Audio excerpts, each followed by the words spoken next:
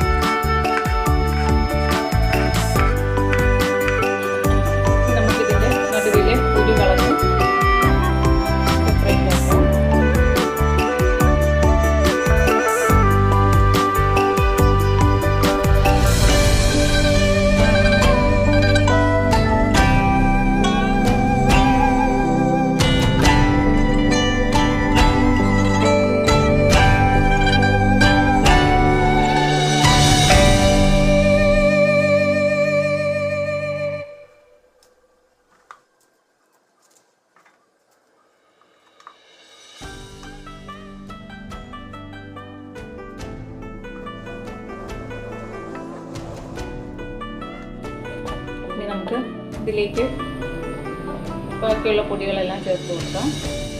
1/4 teaspoon മഞ്ഞൾപ്പൊടി, 1 teaspoon Kashmiri chilli powder,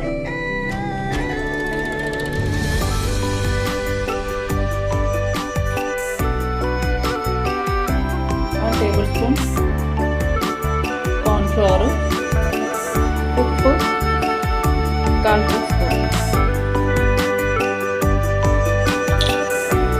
ഇത് നനയാൻ ആവശ്യത്തിന് വിനാഗിരി ഒഴിച്ച് കൊടുക്കുക. വിനാഗിരി അല്ലെന്നുണ്ടെങ്കിൽ നാരങ്ങ നീര് ഒഴിച്ച് കൊടുത്താൽ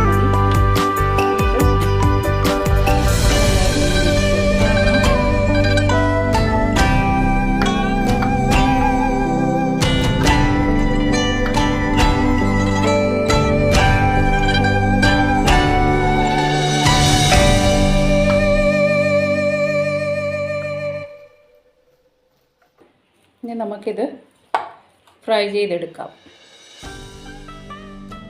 ഒരു ഫ്രൈ പാൻ അടുപ്പിൽ വെക്കുക. ഇതിലേക്ക് 1 ടേബിൾ സ്പൂൺ വെളിച്ചെണ്ണ ഒഴിച്ച് കൊടുക്കുക.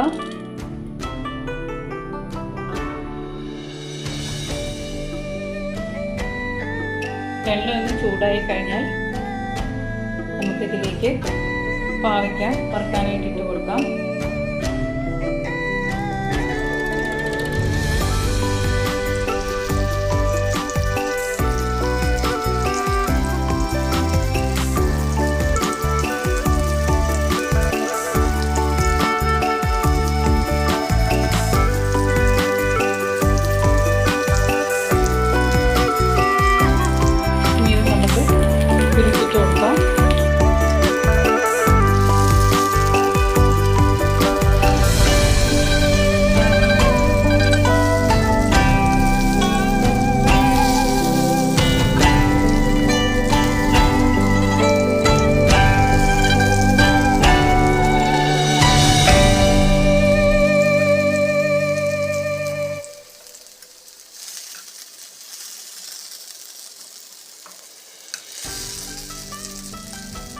അങ്ങനെ നമ്മുടെ പാവയ്ക്ക ഫ്രൈ റെഡിയായി കഴിഞ്ഞു.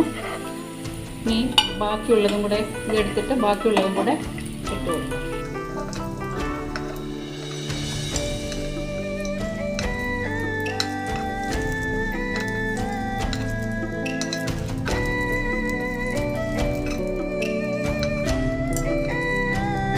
ഇരിക്കുന്ന ബാക്കി പാവയ്ക്ക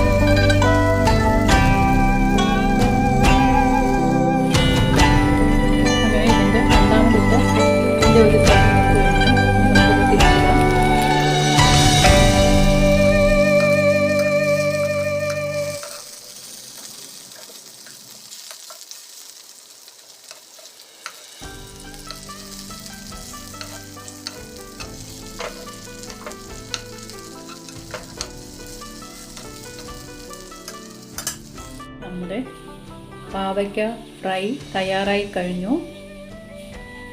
ഈ ചാനൽ കണ്ട് ഇഷ്ടപ്പെടുകയാണെങ്കിൽ ദയവായി ലൈക്ക് ചെയ്യുക, സബ്സ്ക്രൈബ് ചെയ്യുക, ഷെയർ ചെയ്യുക, ബെല്ലൈക്കൺ ക്ലിക്ക് ചെയ്യുക.